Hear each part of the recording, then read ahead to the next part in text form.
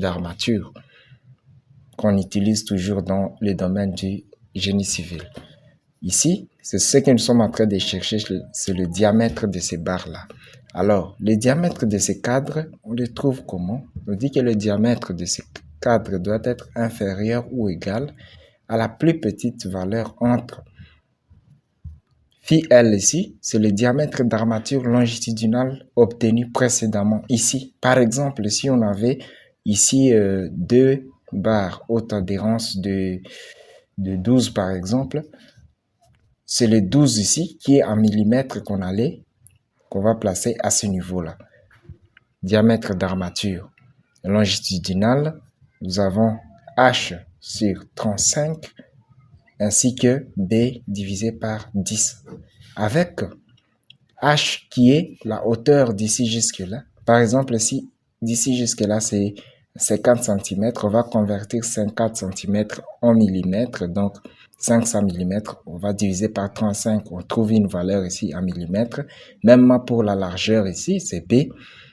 On convertit, si c'est 20 cm par exemple, ça sera 200 divisé par 10, donc 20 mm. Et on va choisir la plus petite valeur. Alors, à ce moment-là, notre diamètre devra être inférieur à la plus petite valeur qui est là. Donc, il faut d'abord trouver la plus petite valeur entre les trois, puis le diamètre des cadres sera maintenant inférieur à cette valeur-là.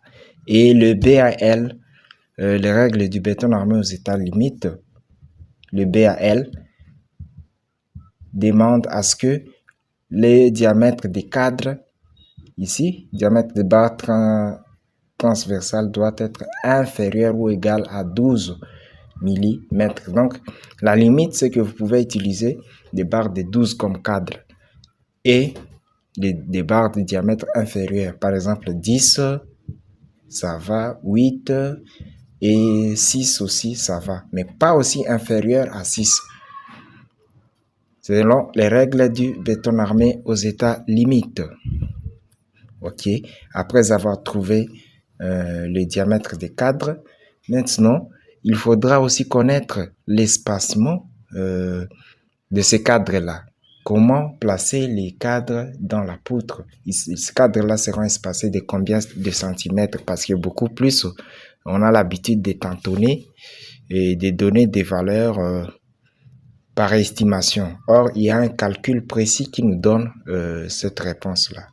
Alors ici, à l'étape E, il faudra d'abord calculer la section des barres transversales. Alors, comment est-ce que nous pouvons calculer la section? La section des barres transversales.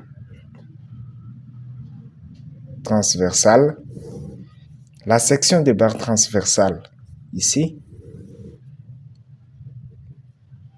on va nommer cette section-là AT. On va la calculer simplement par pi multiplié par le diamètre des barres transversales au carré, le tout divisé par 4. Ici, nous trouvons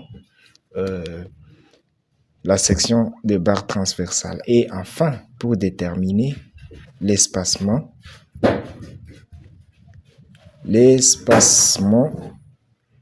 ST. L'espacement ST, c'est cet espacement ST, on dit que ça doit être inférieur ou égal à 0,90 multiplié par AT, donc la section qu'on venait de calculer à ce niveau-là, multiplié par la limite d'élasticité de l'acier, divisé par le coefficient de l'acier, multiplié par la contrainte tangentielle conventionnelle, multiplié par la largeur de la poutre.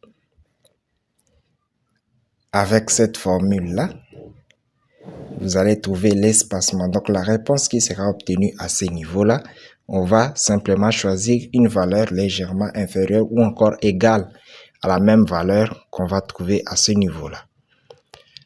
Et je vous remercie pour le temps que vous avez pris pour suivre, capter, pour vous former sur cette partie-là. Et il nous reste à faire des exercices pour que la compréhension soit aussi facile. Avec des exercices, c'est mieux de comprendre avec des exercices qu'avec la théorie. On fera des exercices et je vais vous montrer aussi la répartition des cacos. C'est-à-dire, après avoir obtenu